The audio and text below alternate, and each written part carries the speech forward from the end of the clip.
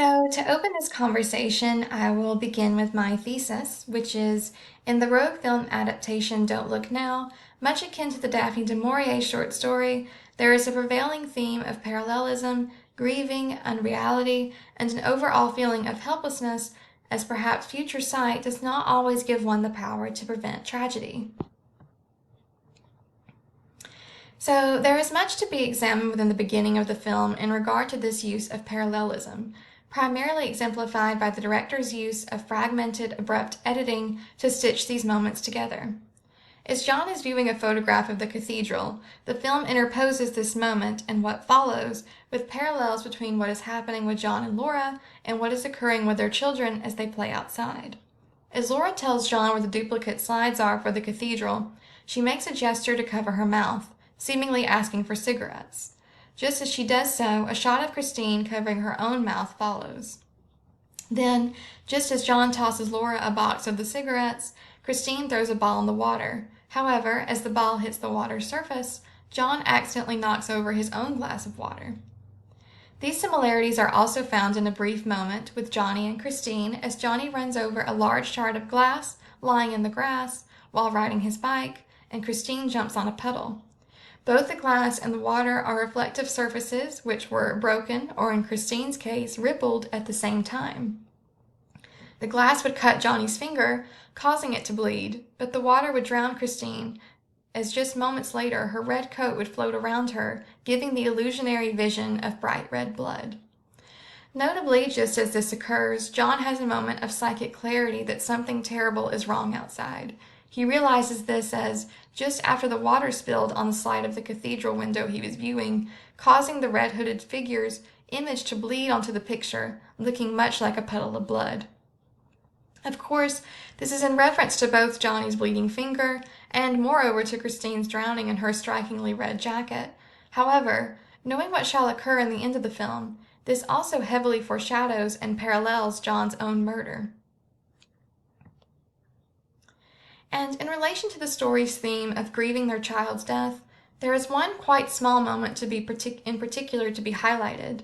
Just after returning to the hotel, now closing for the season, John had asked if they had seen Laura, believing she had never left Venice. After leaving with no answers, he walks along the street and stops to pick up a baby doll, left in a distressed state on the stairs leading down onto the river. The doll specifically has blonde hair and blue eyes just as Christine did, but what is particularly notable is this is not the first time the director made reference to Christine's death in this manner. Earlier in the film, as Laura and John were lost in the dark alleyways of Venice in search of a restaurant, they come across a small white rat struggling on the stair beneath them as it is nearly swallowed by the water. Laura exclaims that she is leaving, but John remains and notes that he has been to this place before. He stands above the rat, not paying note to its helplessness. However, the camera zooms in closely, and a small detail appears as it becomes noticeable that the rat has red eyes, much like Christine's jacket and clothing she wore on the day of her death. Considering the director's reoccurring motif regarding the color of red, it could be considered that the color of the rat being white is also of importance. White typically is symbolic of innocence and purity, and Christine, being a seemingly joyful and innocent little girl dying in murky, muddy waters, could also have relation to the rat's color scheme. Perhaps even more notable is, following this moment, a man not in view yelps in pain as the small figure cloaked in a red jacket is seen by John running away from across the alley's canal. At this time, it is natural to see this as a possible vision of Christine, especially from John's point of view, considering his supernatural abilities.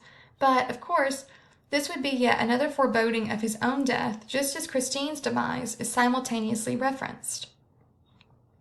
It could be pointed out, though, that in the original story on pages 11 and 12, this scene played out a bit differently. Laura leaves behind John due to the, quote, sinister atmosphere, just as John's attention was grabbed by a little girl wearing a pixie hood, who was jumping from boat to boat, worrying John that she might fall into the canal. John stood and watched her tentatively until the girl made it into a house just beyond the cellar steps of the alley. John notes as Laura returns, quote, she had seen none of it, for which he felt unspeakably thankful. The sight of a child, a little girl, in what must have been near danger, Her fear that the scene he had just witnessed was in some way a sequel to the alarming cry might have had a disastrous effect on her overwrought nerves. This quotation comes off slightly ironic, considering John was just as worried as he imagined Laura may have been, but he brushes off his own nerves in favor of prioritizing his wife's. With this sequence from the story in mind, perhaps it not only gives more detail to what John could have been thinking in this moment within the film, but also proves even more wrought with irony if the reader is watching the film adaptation and knows this must be the murderer, the perpetrator behind the man's cry, rather than a child in danger. So, following the moment in the alleyway, John, worried for Laura's safety, but not explaining his concern to her, hurries her out by stating that he has, quote, found the real world. It is even mentioned from this scene in the original story that John sees this alley as having some pervasive reference to death, as he states, now, almost in darkness, the windows of the houses altogether shuttered, the water dank, the scene appeared altogether different, neglected, poor, and the long, narrow boats moored to the slippery steps of the cellar entrances looked like coffins. This feeling of the setting in the film being unreal and blending of two worlds follows through with this prevailing theme of the supernatural bleeding into the living realm through psychic connection. Rogue utilizes the dark alleys and canals of Venice to express these feelings evoked by creating a dreamlike, eerie atmosphere, turning a traditionally romantic city such as Venice into a gothic presence covered in shadow and danger. This is especially felt near the end of the film as John is chasing after the woman in the red coat. The ground is covered in fog as John follows her through a maze of buildings and rooms, the air growing even more misty as the face of Heather, the blind sister, is suddenly superimposed to further warn that John is being led to his predicted death. Venice being given this feeling of foreboding, eerie dreaminess, and vacancy is also mentioned earlier in the film as John is walking Heather home from the police station. She explains that while she loves Venice, her sister hates it. In specific, her sister describes it as, quote, a city in aspic left over from a dinner party and all the guests are dead and gone.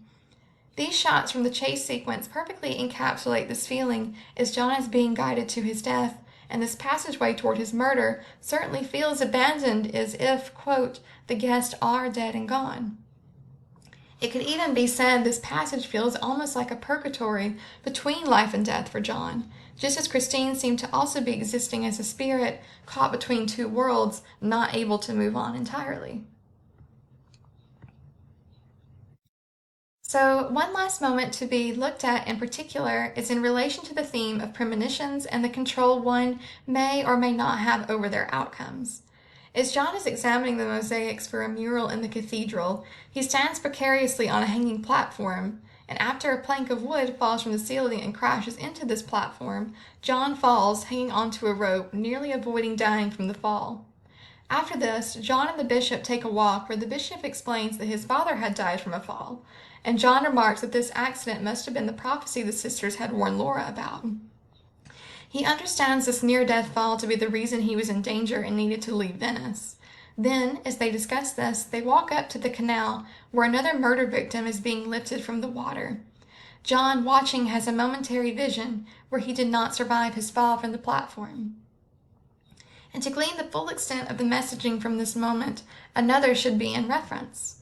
At an earlier point in the film, Laura wandered off and begins speaking with the sisters upon running into them, as John works to place a statue at the cathedral. During this conversation, she explains how odd it was that John had suddenly stood up as the children were playing outside, as if he seemed to know that something was going to happen. Heather exclaims that John has the gift, and this is why Christine was trying to talk to him from beyond. But Heather also denotes this psychic ability as more of a curse. It can be read here that Laura may have withheld some animosity toward John, as if he knew something was going to happen, why couldn't he save their daughter? This follows through in connection with John wrongly assuming this fall from the platform was the danger he was warned of. John cannot even save himself. In the same way, Heather, having heard Christine's message for her father, cannot save John either.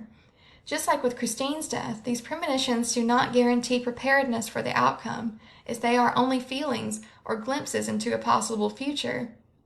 And at times, they are only cruel reminders of what little control people may have over their fates. Just as Heather said, it truly does feel more like a curse.